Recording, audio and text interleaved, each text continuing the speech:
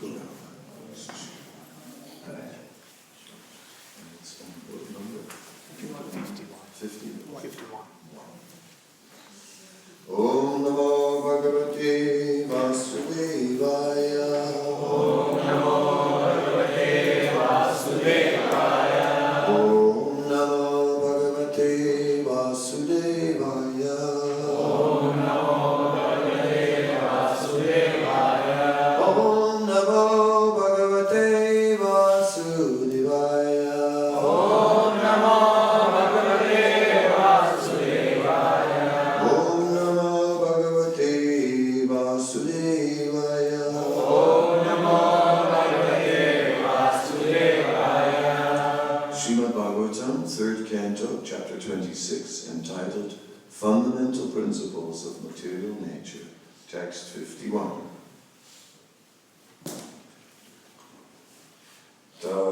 Tatastenanu videbhyo yasmat Mudita Purusho Yasmat udatistat asuvira Udatisat Asovira.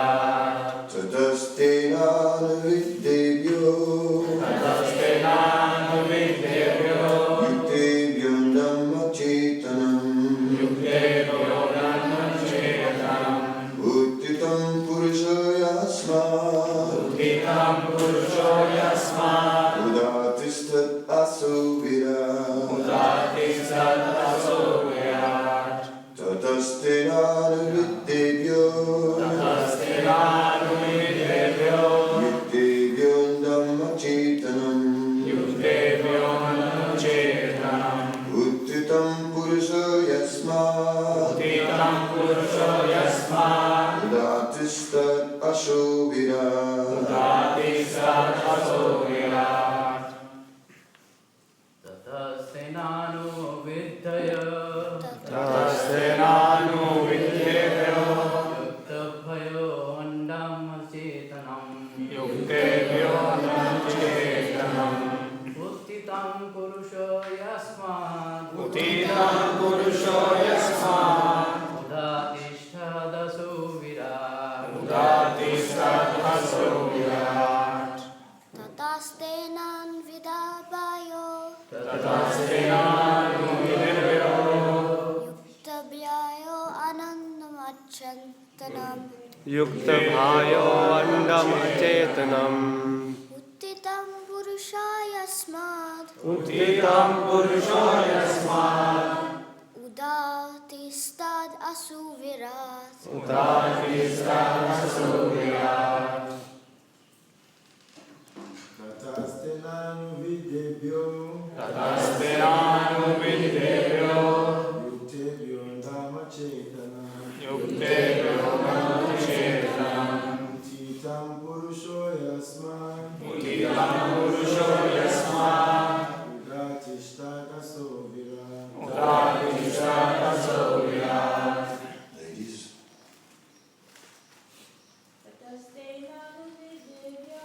Tatastenanu Vidyebhyo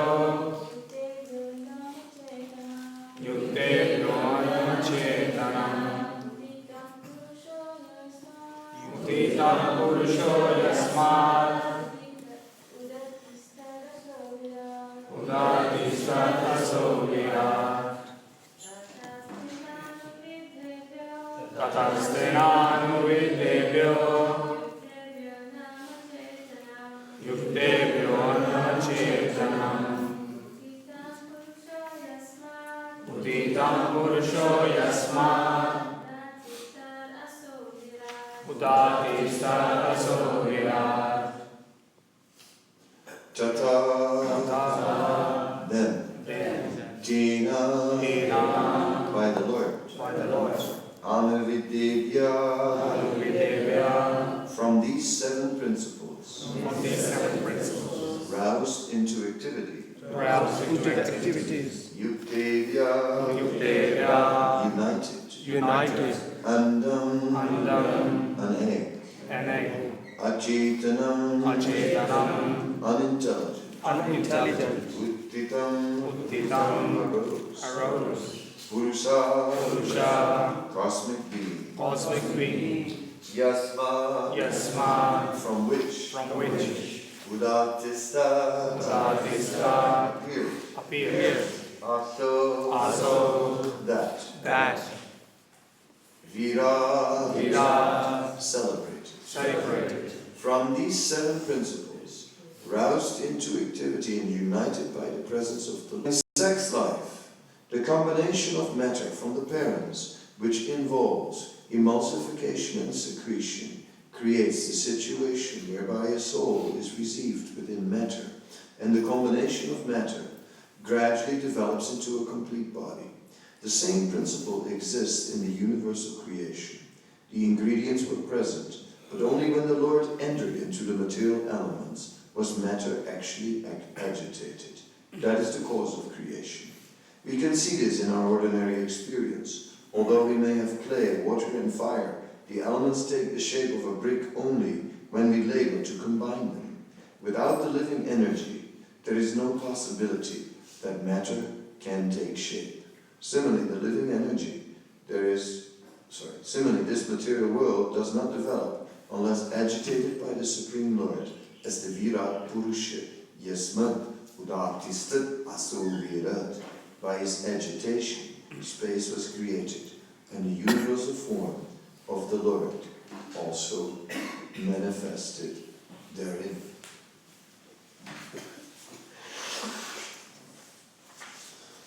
Om Jnana-timirandasya Yanandana-salakya Chakshur-militam yena Tasmai Shri-Gurave Namaha Shri Chaitanya-Manavishtam Stapidam Yena Bhutale Swayam Rupa Kalamayam Dadati Swapadantikam Vandeham Sri Guru Sri Bhāgavatam Sri Guru Vaishnavamscha Sri Rupam Sagrajatam Savanarvantam Vikantam Sajivam Sadvaitam Sadhutam Parijana Saitam Krishna Chaitanya Devam Shri Radha Krishna Padam Sahagana That's the moment.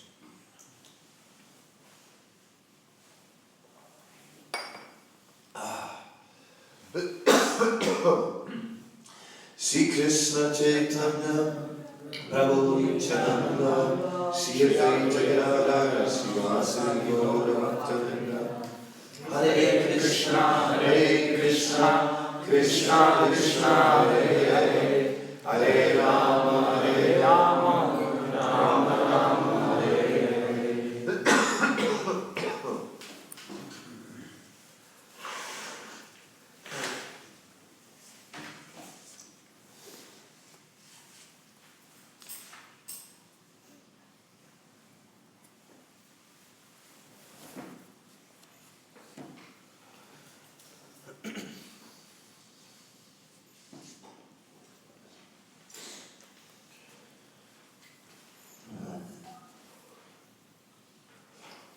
So Srila Prabhupada is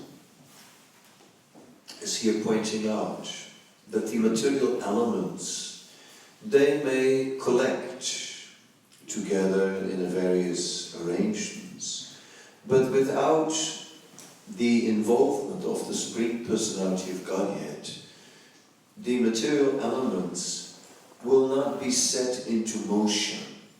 The Supreme Personality of Godhead is referred to as the prime mover. He who originally set everything into motion. Material energy on its own is not moving. In the Chaitanya Charitamrita, we find an introduction. The introduction is based on 5 lectures that Srila Prabhupada gave in London. And in this introduction, Srila Prabhupada is describing Chaitanya, or coming from Chaitana, and he said the living force. the living force. The Lord is the living force. And it said, the living force, there Śrīmad Bhāgavatam also explains, creates movement. He says a table, although it may have legs, it doesn't move. It doesn't move. But it will move when the living entity moves the table around the room. So in that way, the material energy is described as inert. It is not alive. It is basically described as dead matter. But it is the living entity that moves that living being. And just as the Supreme Personality of Godhead moves into the entire universe, and is in that way like the soul of the entire universe, that which causes life, in the same way the living being enters into the material body and brings life to that material body. And as the living entity leaves, that same body will no longer be alive. In fact, as Srila Prabhupada explained, the body is never alive. It is never alive. It is the soul that is alive. And as long as the soul is within the body is moving and the body is doing so many things. But on its own, it's dead matter. It is just, therefore, dying. There's no such thing as the body dying because it was dead all along. Never alive. It is the soul that is the cause of life. However, when the soul is in a conditioned state, the soul is in a dormant state. And it is the mind that takes the functions of the soul, which are thinking, feeling, and willing. Srila Bhaktisiddhanta Saraswati Thakur is explaining, like an ordinary bird steals the feather of a peacock, dresses up, and walks around as if it is a peacock. It is not. The mind, in the same way, is taking the functions of the soul, which are thinking, feeling, and willing. Therefore, in the conditioned state, we are constantly experiencing reality through the mind, which is the repository of the senses. The senses are sending information to the mind, and the mind is preoccupied with sankalpa and vikalpa, or with accepting and rejecting. In this way, we are just spending our time in our relationship with the material energy. That relationship with the material energy is not a happy relationship because there is a difference in the nature of the living being and material matter. In that one is sat and the other one is asat. In that one is eternal and the other one is temporary. In that one is chit, that one is full of transcendental knowledge, and the other one is covered by ignorance. And in that one is Anand, and the other one is Niranand, full of Sukh and Dukh. Therefore the material world is described in Bhagavad Gita as Dukhaliyam Asasvatam, as full of misery and full of, and temporary by nature. So the soul is described like oil and the material energy like water. The two don't really mix. Therefore, we can never be at home in the material world. No matter how much we try, due to the illusory energy, we are identifying with the material energy and try to make ourselves at home in the material world. But fundamentally, we cannot be at home in the material world. There will always be something lacking, something just not right. Always that feeling that something is not right will be with us, no matter what we do, no matter how much we endeavor, no matter how successful we are, still not right. Something is not right. That is intrinsically so in the material world. Always, something not right will remain, no matter what we do. So in this way, a Vaishnava who understands this principle, begins to detach from matter, begins to see that what is the point? What is the point in so much hoping that everything is going to work out when it actually doesn't? When it doesn't. When there's always something lacking. That is material existence. And so far, that is our experience. No matter how old we are, young or old, that is our experience, always something lacking.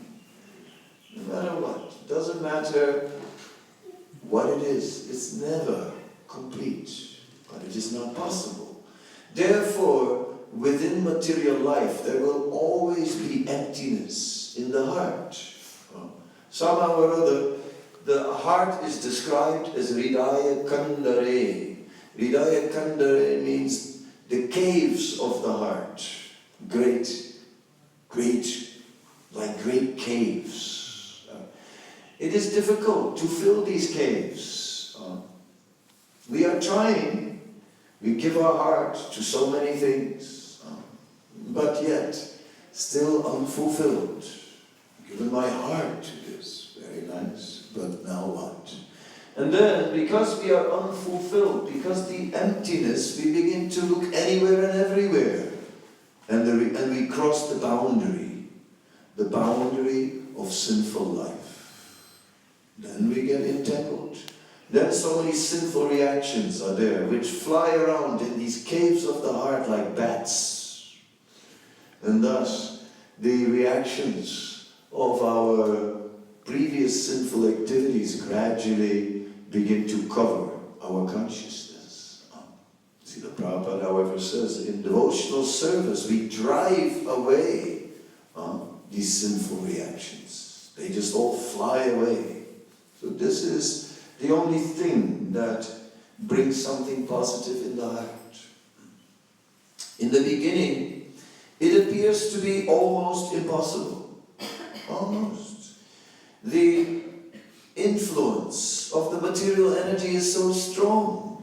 Srila Bhaktivedanta explains, Maya is not only outside of us, not only in front of us, with so many temptations, with very attractive things. No, if that was all, Maya is also within us. Outside of us, Maya is there with Praksipmika Shakti, the throwing potency, throwing opportunities. Inside of us, Maya is there with the Avaranatma Shakti, the covering potency, which covers our consciousness to believe that yes, I will be happy in the material world. It's just a matter of time. I'm almost there. I almost have that carrot. Almost. But Maya is sitting on our back and holding a stick, and the carrot is on the string in front of our nose. The distance will never change. That will never come any closer. So in this way, the illusory energy makes us identify with the material world as the source of our happiness. That's it. We just think, yes, I will be happy here. I'll surely be happy here. Definitely. And now I am very smart. More smart than other people. And therefore, because of my great intelligence, what can I do? Somehow or other, I've been gifted with this great intellect. And because of my great qualification, I will figure it out. I know nobody is successful, but I will be. Definitely I will be, because I'm smart. What to do? Somebody has to be smart. That happens to be me. What to do? In this way, somehow or other, we have an inflated concept of the self. The psychologist Carl Jung is calling that a swollen ego. I like that, it sounds really, a swollen ego. Prabhupada said puffed up, blown up ego. Same thing, swollen ego. Jung also says, or some people have a shrunken ego. They are afraid of everything. I am just, nobody nobody cares for me, nobody loves me, everyone will reject me, I'm not qualified, I have no intelligence, I am just... This is not humility. This is fear. This is fear. Of course, Vaishnavas also will say, I have no intelligence, I have no qualification. But there is a difference between the Vaishnavas and those people who have a shrunken ego. The people with a shrunken ego, they consider themselves not qualified, and at the same time they're miserable. I'm not qualified, nobody loves me, everybody, nobody cares about me, and therefore I am depressed. But a Vaishnava can say, I have no intelligence, I have no good qualities at all, I actually am a fallen soul, I am basically, I don't know if I can ever improve. It looks hopeless, and yet a Vaishnava doesn't look for a bridge to jump off, because a Vaishnava has a deeper understanding. We find this in the Chaitanya Charitamrita, where Krishnadas Kaviraj Goswami says, I'm lower than a worm in stool. Anyone who gets my association loses all his pious credits. I mean, give that to a psychologist and they would have a field day on it. Right? They would say, oh, this is a serious case. Our Krishnadas Kaviraj Goswami. But there is a third verse. After these two, I'm lower than a worm in stool, everyone who meets me loses all his pious credits. The third verse is, how amazing is it that one as fallen as I has received the mercy of Lord Nityananda. And that changes everything. Yes, I have no qualification.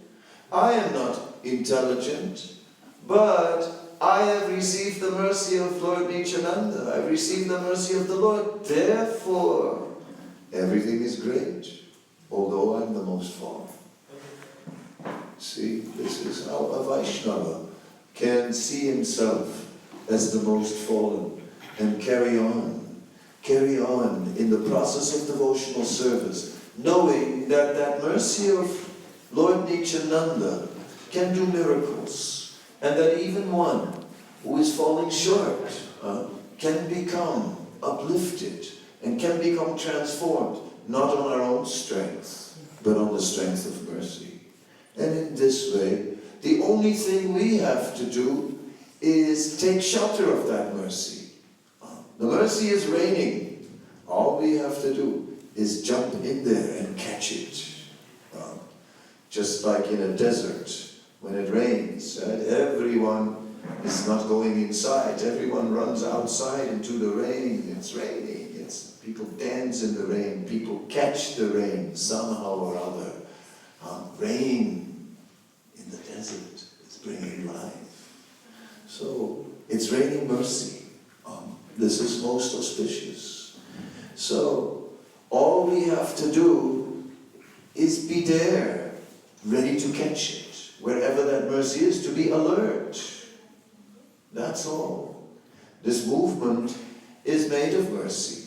In the 9th chapter of Adi Lila, Chaitanya Charitamrita, we get the description of the Bhakti Kalpataru, or the wish-fulfilling desire tree of devotional service.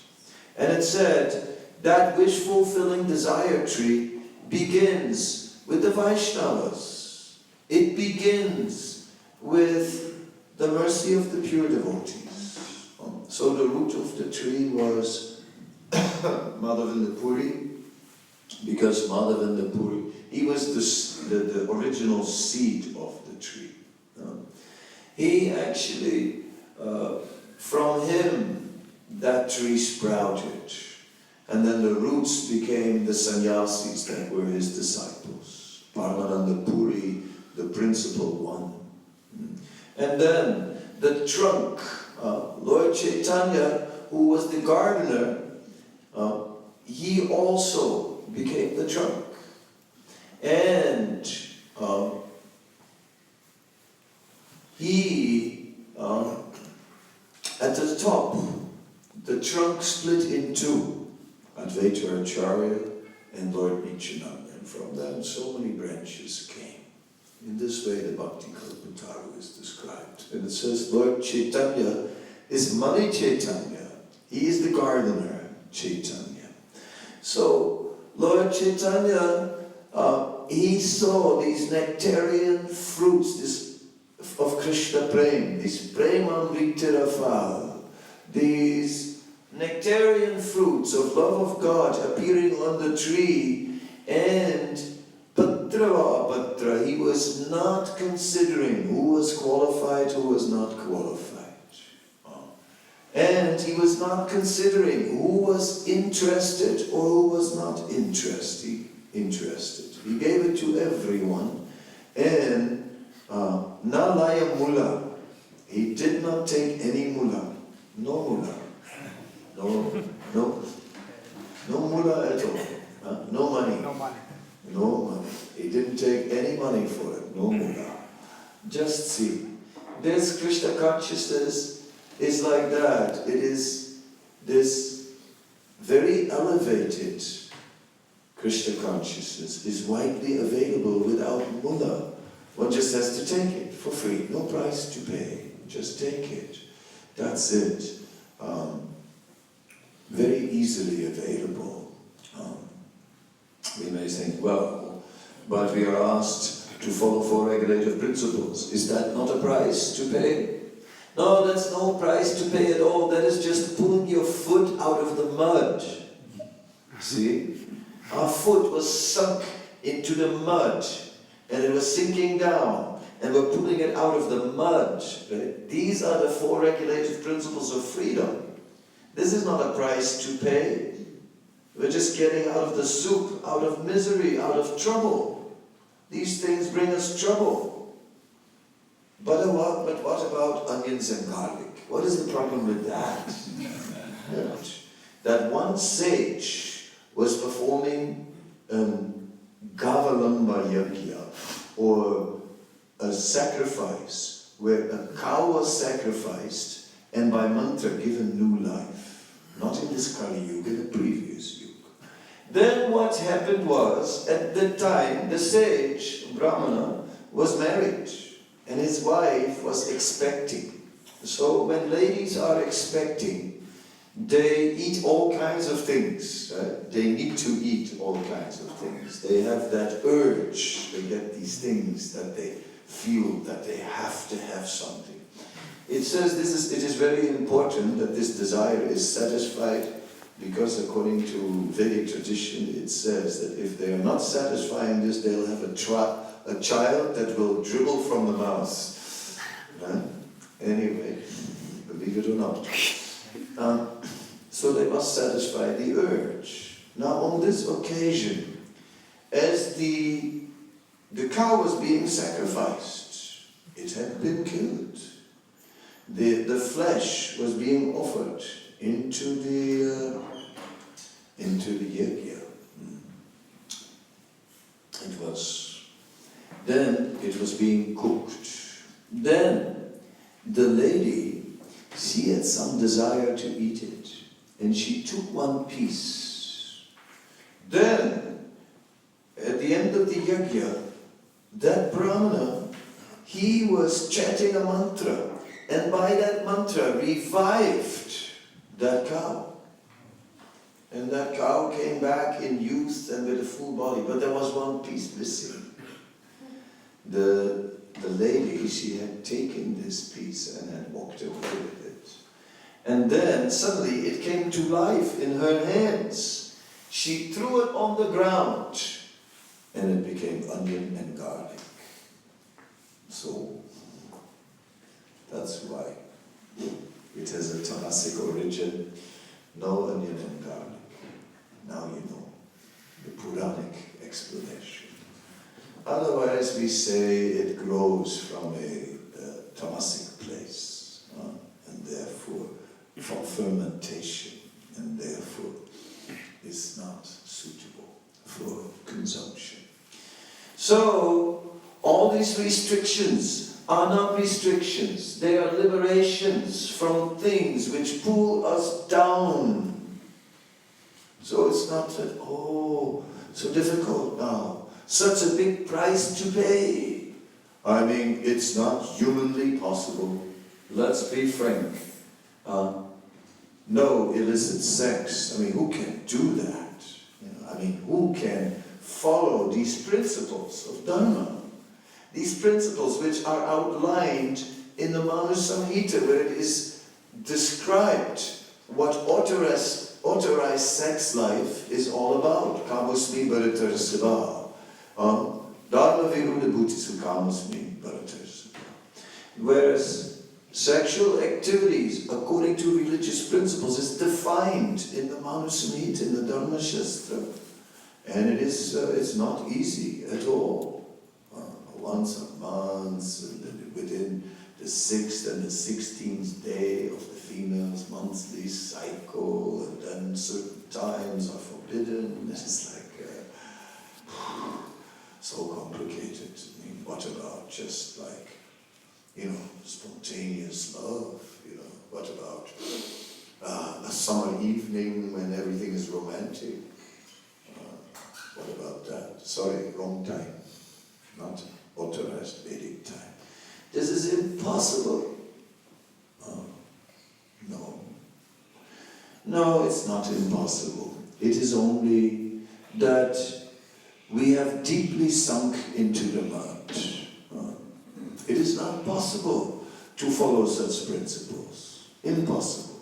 Lord Zetland also, when asked how to become a Brahmana, was told to follow such principles. Impossible. And I may as well give up living. This is life, these 4 principles. I may as well give up living. What is the point? But by devotional service, it becomes possible. It becomes possible. I am from the Netherlands, and in the Netherlands there's a lot of water. Right? So all the fields, not only are the fields, the groundwater table is very high, and therefore when it rains a lot, so the fields would easily get flooded. So what they do is they put pipes with holes, clay pipes with little holes under the fields, and they absorb the water, and then they make little canals around each field, the size of a football field, which will catch the water. Thus, if you fly into the Netherlands, you will see it looks like the marble floor here, like just little patches with canals around it, endless canals. Right? That's what it like. So when we were kids, we would go into the fields, we'd go out of the city into the fields, and we would jump over the canals. So they're small ones, 1.5 meter, so all the boys jump, and then you come to a big one. And it's like 2.5 meters, and you're looking at it like, whoa, this is a serious jump. And now, okay, who's gonna jump first? You can do it, come on. Yeah, you go. It's like, okay.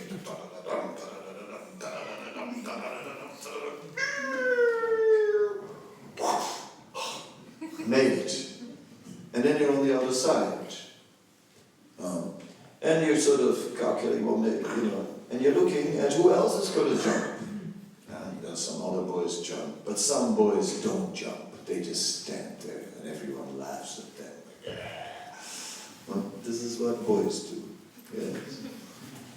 And but then there's a really big one, 3.5 meters, and everyone's going like, whoa, this is too big. Whoa. But there is always one, call him a hero, call him a fool. There's always one who has to try. And sometimes it goes wrong also, in the middle of the water. Then that's, of course, the fun of the day, right? Or at least a foot in the water. Yeah.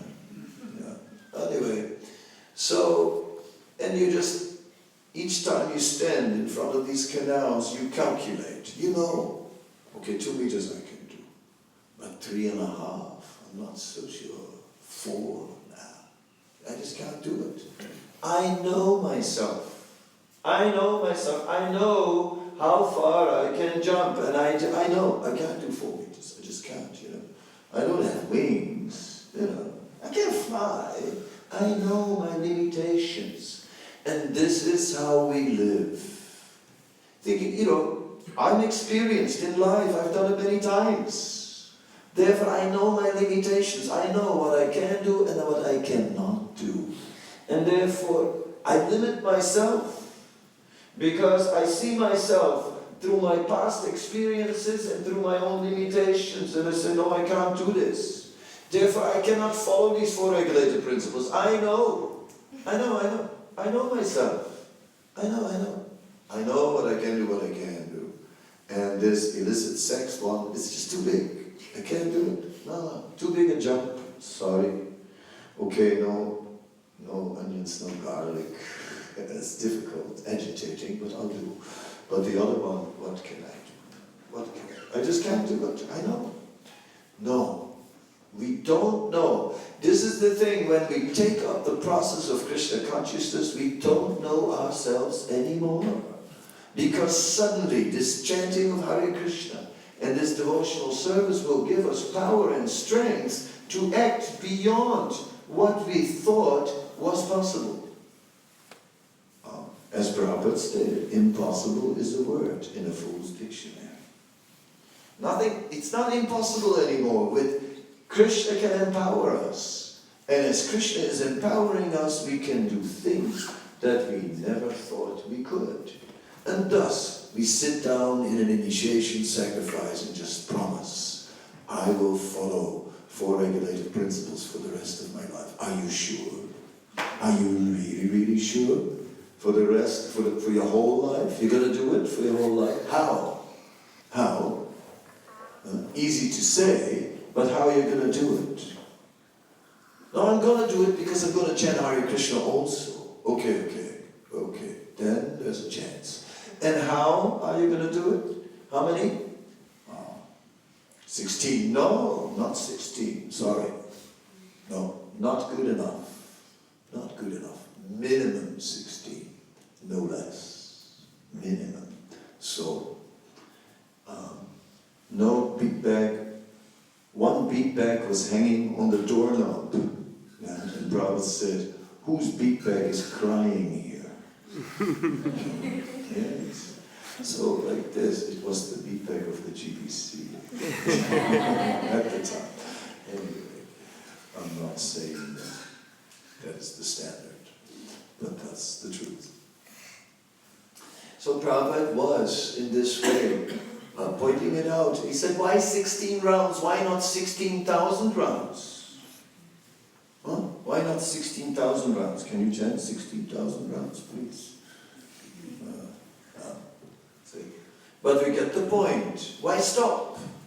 Why stop? Why put a limit? So I cannot chant more than 16 rounds. That is a lot. Well, that's serious. That's quite a serious number. Why? Why? Why limit ourselves? Why limit ourselves? We see that Haridas Thakur chanted non-stop, basically. He chanted 300,000 names every day, and if you do that, then by the time you finish your rounds, you can start the ones for the next day. Because it takes the whole 24 hours to finish 300,000 names. Sleeping, yeah, maybe a little, half an hour, close your eyes in between, or an hour, possibly, but not more than that. So when you immediately, again you have to start. Even with 16, we may feel like that, But I just finished my rounds at 11 o'clock last night, and now I have to start again.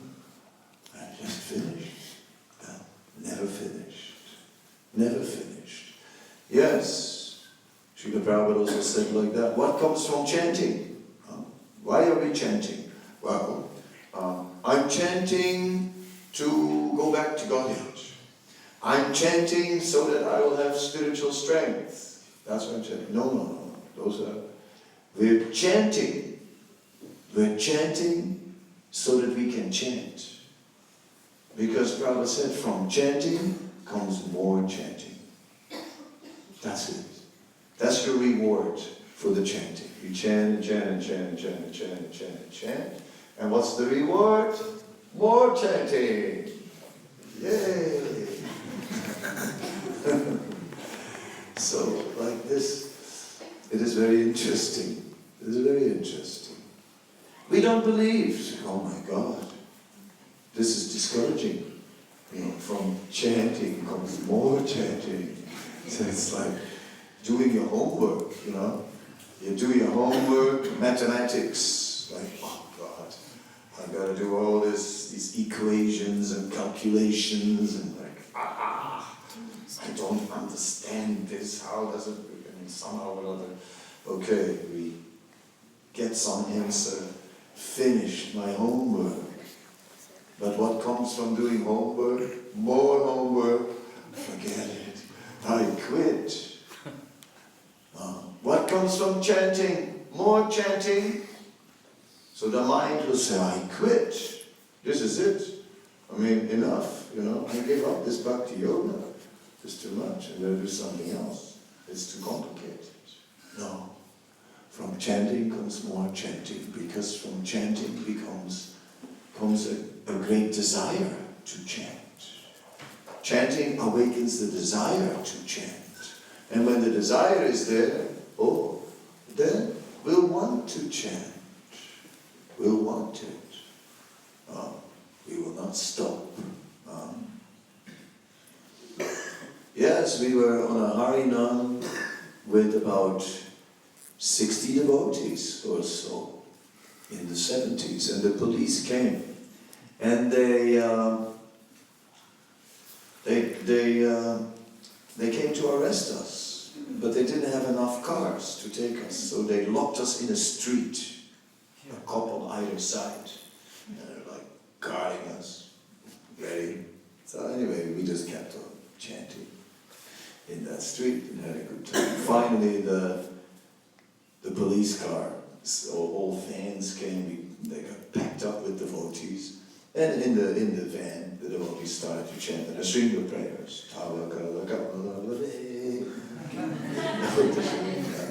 So the vans were going through the city and had become Sankirtan vans.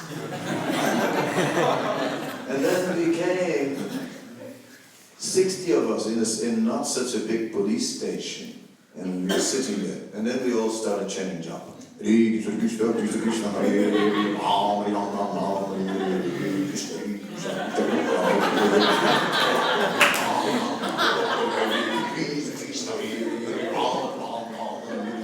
like this, And the walls of the police station started vibrating. And after about 20 minutes, the police started sweating. They started sweating, it got too much. And one senior devotee was talking with them, and the police just got more and more restless, and after half an hour they said, "Get out of here!" And we got out of there and started the Harinam again. From chanting comes more chanting. And that is the nature of chanting. So, like this, our vision has to change. We have to develop that faith that we are no longer limited by the previous experience and what we know of ourselves, and that we can now start doing things that we could never before. That is Krishna consciousness. That we become lifted above our limitations, and thus with faith that somehow or other Krishna will help us. Then it will be done. How can you promise for your whole life? Do you know what will happen? You don't. What if you get sick? You may chant 16 rounds, but what if you get sick? What you gonna do? Every day, minimum 16 rounds, then you get sick. Then it's not so easy. Oh, it feels so terrible. The fired up brahmachari, suddenly reduced to like a wreck, who can barely chant his rounds. But even then, at that time, we pray to Krishna, and with Krishna's help, it can be done. Ananyas chintayam jamam yejana paripasate tesam yuktanam yogiksema vahamiyaham. Yogiksema vahamiyaham. We know that story about Arjuna-Acharya, who was translating, who is writing a manuscript of the Gita and writing a commentary to the Gita. And when Arjuna-Acharya came to this particular verse, he saw yogiksema vahami aham. And that word vahami is indicating, I will personally come. Krishna says, whatever is lacking, I'll preserve what you have, carry what you lack. I will personally do it. That must be a mistake. He's looking at the Sanskrit letters and saying, well, Vahami. Probably, whoever, in those days, they were hand copying the manuscripts. So probably someone misread it and just wrote the wrong word, Vahami. I think it's Karomi Aham. So he took it out and he changed it. He made it into Karomi Aham, which means I will arrange that everything you lack will be provided, and so on. I will arrange. And it is said that he was in the marketplace to buy some groceries, and that then some boys came to his home, and his wife received the boys, and the boys were so nice, and they were bringing these bags with supplies. He said, oh, you're nice boys. Yes, your husband has sent us. So, you're bringing all this. Please, you stay for a little while and I will give you something to eat. He said, oh, no, we have to go. He said, no, please stay. There's some time. He said, no, we cannot stay because your husband will come and beat us. He said, no, my husband is very nice. He doesn't beat boys. It's not like that. He's very friendly. And one of the boys, a bit darker one, complexion, little dark, said, oh yeah, he doesn't. He's very nice. Just see. And he showed his back and there was a beating mark on the back. He said, no. Did my husband do that? No. I can't believe it. Too much. And she started cooking and she just ate before her husband, which in Vedic times was inconceivable. So when he came home, she had already eaten. And she was in this mood, like as ladies can be, of not speaking. You have already eaten. Not speaking, and in this way punishing the husband, who doesn't know why she's not speaking. He has no idea, but she's not speaking. And he's trying to figure it out, why she is not speaking. So he says, but why? What's happening? What happened?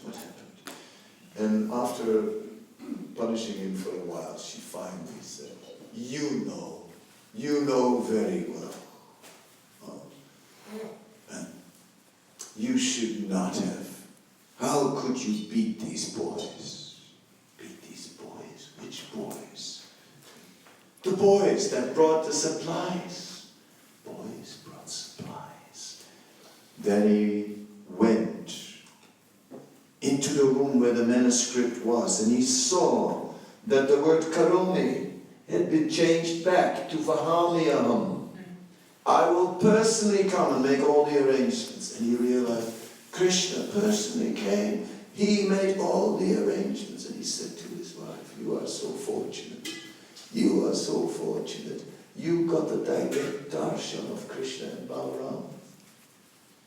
Personal darshan of the Lord. Me, I am fallen. But you are so fortunate.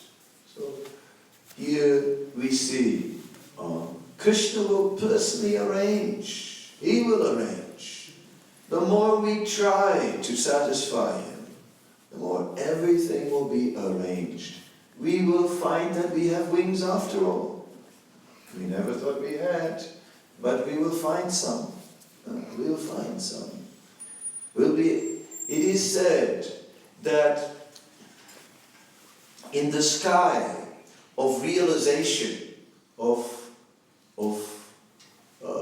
the pastimes, the name, fame, and glories and pastimes of the Supreme Lord, in the sky of that realization, different devotees are flying like different birds on different levels. Some are very elevated. Some are only flying on the lower levels. But there are some birds, they don't fly at all. Like chickens. Yeah. Chickens don't fly. What to do? But I tell you, we can become flying chickens. Yes. By the mercy of the Lord. By the mercy of the Lord. We can go beyond what is logically possible. And that is what we should keep in mind. It is the Lord who enters. And when he enters, everything changes because he empowers us. And what does empowerment mean? Srila Bhaktivedanta Thakur, in the Chaitanya Charitamrita, we find this chapter about Nakula Brahmachari, who became empowered. He became like an avesh. He became empowered by the energy of the Lord, and the Lord manifested to him. Then Srila Bhaktivedanta Thakur in the purports, in his Amrita Pravaha Bhasya, begins to explain what empowerment means. And he said, in empowerment, one becomes empowered with the Chit Shakti and the Ananda Shakti, with the knowledge potency and with the happiness potency. And when we are happy, we can do anything. We can do anything. When we are in ecstasy, material things, yes. You know, my leg fell off yesterday, yes. It fell off. Anyway, I still have one left. Yes. I can dance on one leg also. Yes, see? And we continue to dance. Whatever we have lost, we don't consider anymore. Loss or gain, material loss or gain, we are near a picture. Unaffected, we don't care about such things. Those things, they come and go, and whatever Krishna sends me now, I will use today. Whatever he says, I will use it in his service. I will give it all away. Again, I have nothing. No problem. Because I have the holy name. What more do I want? I have some prasad. What more do I need? A place to rest. Bas. That's all. Therefore, life is becoming so simple when we engage in devotional service. Everything becomes simple. Even family life, it becomes simple. More and more simple. And does. And everything becomes very nice. Prabhupada describes, he says that these boys and girls living in these temples, they have everything. He said, one who serves Krishna, he has everything. Krishna lives in a palace. This is a palace. It is true. Krishna lives in a palace. So we also live in a palace. Those who live with Krishna, they also live in a palace. Krishna eats like a king. And after, but he's so kind. He eats everything, puts it back on the plate, and then after, we also eat like kings and queens. Oh, give me a little bit. Oh, Melbourne breakfast. Well,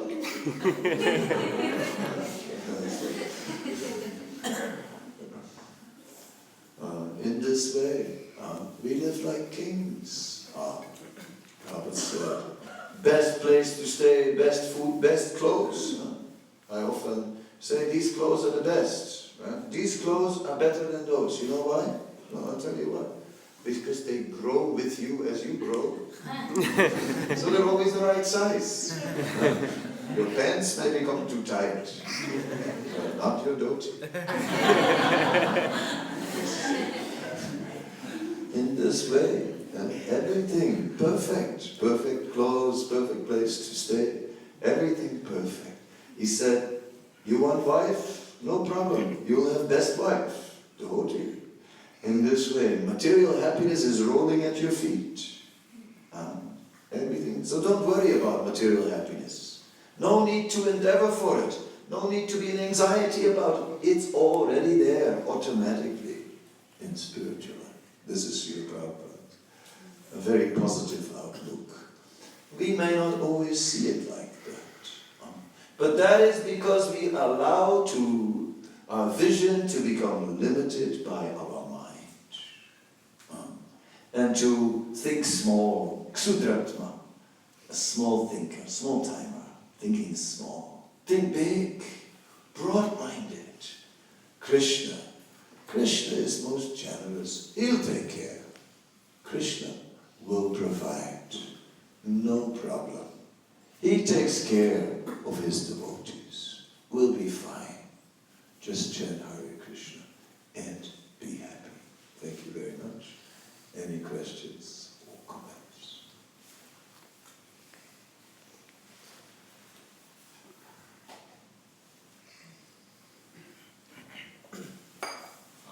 Prabhu, just a comment. It's very inspiring. Thank you for coming. To get beyond the mind is so difficult, and That's very good. our world is defined by that. Yes.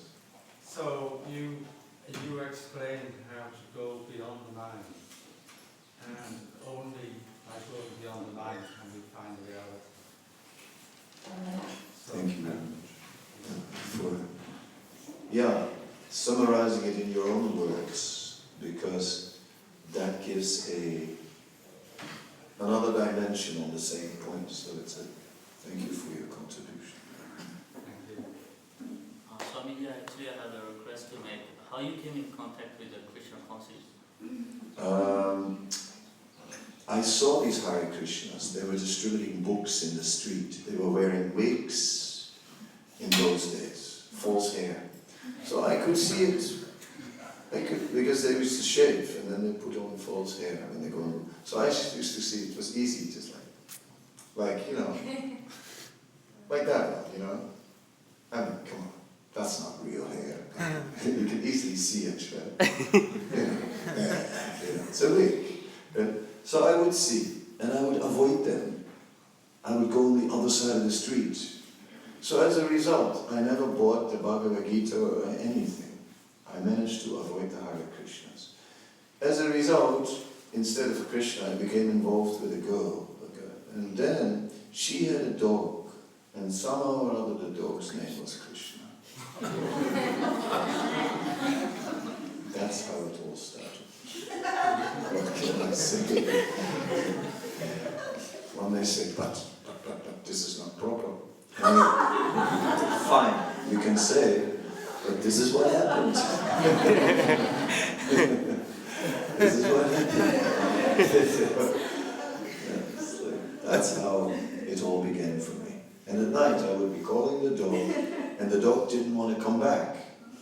So I would go away, So then I was forced to call very loud. So I would go around the block calling, Krishna!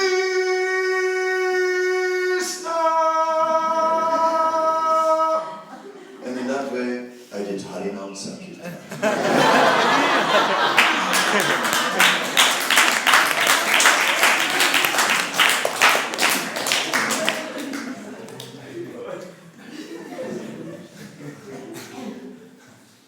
Jnanatva, ajnanatva. Knowing or unknowing, the fire will burn. So, if unknowingly we do some devotional service, we'll make amends. Other question? Yes. Maharaj, talking about four regulative principles. Okay, so slowly. Sorry. Talking about four regulative principles, when bringing a child into the married couples, they bring as devotees, they bring child. How are they 100% sure that they're gonna deliver the child to Krishna consciousness? Living in Krishna consciousness, being a married couple and having a child, how are they 100% sure that they're going to deliver the child in Krishna consciousness. What you didn't say is that there is an injunction on Guru na sasyat, Janani na sasyat, Pita na sasyat. One should not be having children and then you realize, my God, this is not easy. The children, they want to all day play with iPad and they are more interested in the war dragons than in Krishna. You try to give them Krishna consciousness as Indian parents. You say Jai Karo. Jai Karo. Okay. And you have to do it.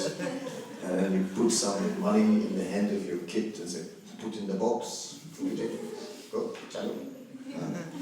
In this way, you're trying hard, but as they grow a little older, they rebel. And then you want to also live in Australia. And at home, the kids are very Indian. And at school, they're Aussies. And they have no problem to be both. They're really expert. They can be both Aussies and Indian at the same time. And they know how to do it. In school, they're as Aussie can be, mate. No worries, you ain't good on ya. At home, yes. Very nice. They do everything. They know how to do both. So yeah, how to make your children Krishna consciousness. Sometimes you'll be desperate. You really don't know anymore what to do. You've tried everything humanly possible, it still didn't work. And you stand in front of the deity and you pray. You pray, Krishna somehow or other, help us. Let my children be in Krishna consciousness. In that way, by endeavoring very hard, by praying very hard,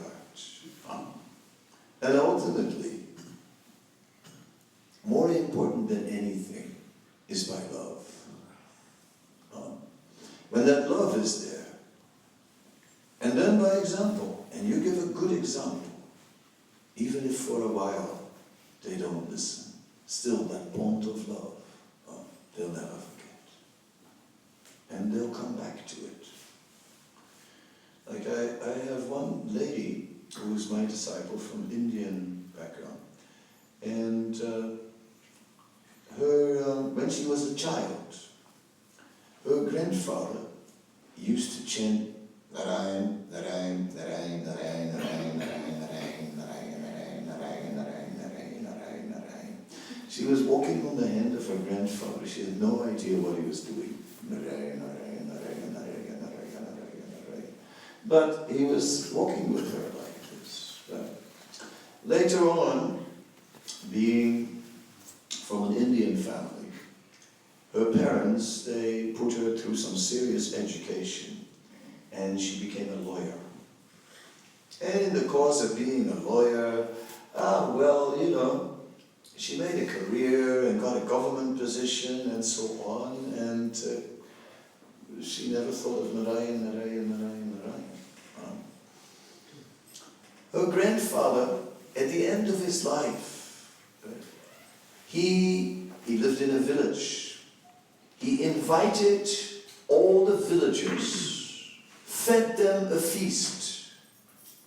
Then, after completing that, he went to his room, lied down on the bed, and left his body. She told me the story, it's quite a grandfather. So that powerful grandfather, that did not go in vain. Because many years later, she became attracted by the Sankirtan movement just by hearing the holy name. Because as a child she heard Narayan, Narayan, Narayan, Narayan, Narayan, Narayan, Narayan, Narayan, Narayan, Narayan, Narayan, Narayan. It came out. That attraction reawakened only when she was in her mid-50s. But then, she she came to one of the kirtan melas where it's all about chanting, and that chanting, she couldn't stop. She just couldn't stop. Because the sukriti from hearing the chanting of her grandfather now was bearing fruit. And she became a devotee. But there was a whole big gap in her life. Up till mid-50s, nothing. And then it came out again. So, in making your children Krishna conscious, you may see sometimes that for a while they're not Krishna conscious. But neha vikramana sasti pratyavayana vitite swapamapyasi tamashitayate mahatobhaya. There will be no loss in whatever service they have done. And somehow or other, they may interrupt the service, but they will resume it again. Therefore, engage your kids in devotional service. Then everything chalega. Don't do it. Okay, thank you very much. Yes. Śrīmad Bhāgavatam ki jai.